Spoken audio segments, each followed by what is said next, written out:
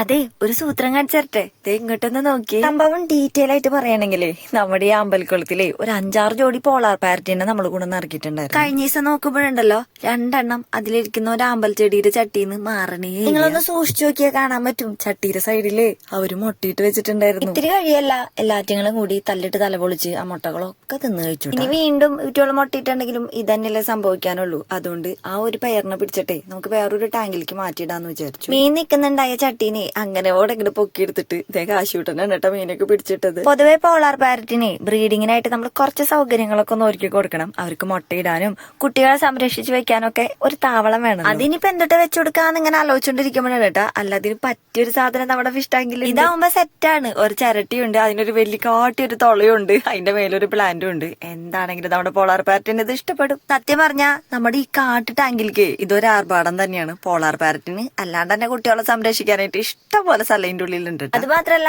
ഇവരെ ഡിസ്റ്റർബ് ചെയ്യാൻ പാകത്തിനുള്ള ഒരു മീനും ഇപ്പൊ ആ ടാങ്കിലില്ല. ആകെയുള്ള ഒരു 3-4 ഗപ്പികൾ മാത്രമാണ്.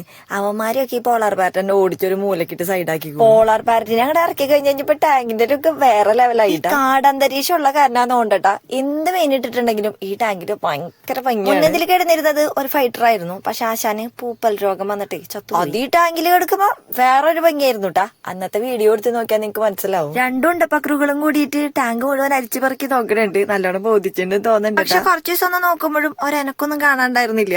അത് കഴിഞ്ഞ ഒരു 2-3 ആഴ്ചക്ക് ശേഷം നോക്കിയപ്പോഴുണ്ടല്ല കിരികിരികിരിന്ന് അടിയിലെന്തോ കുഞ്ഞി സാധനങ്ങൾ ഇങ്ങനെ നടക്കണു. അയ്യോ, അത് കണ്ടപ്പോ നമുക്ക് വന്നൊരു സന്തോഷം പറഞ്ഞറിയിക്കാൻ വരെ പറ്റില്ല. ഗപ്പി കുഞ്ഞുങ്ങളെ കാട്ടു കുഞ്ഞെന്താന്ന് തോന്നുന്നുണ്ട് വീട്ടുള്ള കുട്ടികള്. ഇതൊരു ചെറുതുകളാ. എപ്പോഴാ മുട്ടയിട്ടായിരുന്നു എപ്പോഴാ വിരിഞ്ഞത് തമ്പുരാനറിയാം. വലിയ കാര്യത്തില് ചിരട്ടയൊക്കെ വെച്ചുകൊടുത്തിട്ട് അത് മുഴുവൻ നല്ലവരൊക്കെ ചെയ്തതുകൊണ്ട് ആ മരത്തുമ്പളം കണ്ട നമ്മള് മുട്ടയിട്ടോ നോക്കാൻ വേണ്ടി വന്ന് നോക്കരുത് ചിരട്ടകളായിരുന്നു. പക്ഷെ അവര് നമ്മളെ പറ്റിച്ചു. എന്തെങ്കിലും ആവട്ടെ, എന്നാലും ഇത്ര കുട്ടികൾ വിരിഞ്ഞിട്ടില്ലേ. ആദ്യമായിട്ടുണ്ട് നമ്മുടെ ഇങ്ങനത്തെ പോളാർ പാരറ്റ് കുഞ്ഞുങ്ങൾ വിരിഞ്ഞിട്ടത്. ഇപ്പൊ ഈ ടാങ്കില് ഈ ഒരു പയർ മാത്രമായിട്ടൊക്കെ എടുക്കുന്നത്. പക്ഷെ നമ്മുടെ മറ്റേ ടാങ്കിൽ നോക്കിയപ്പോ അതിലൊരു പയറും കൂടി ഉണ്ട്. നമ്മുടെ കയ്യിൽ കണ്ടമാന പ്ലാൻസ് ഉള്ള കാരണം കൊണ്ടേ അതിനും കൂടി പിടിച്ചതിലിട്ടാലോ എന്നൊരു ആലോചനയുണ്ട്.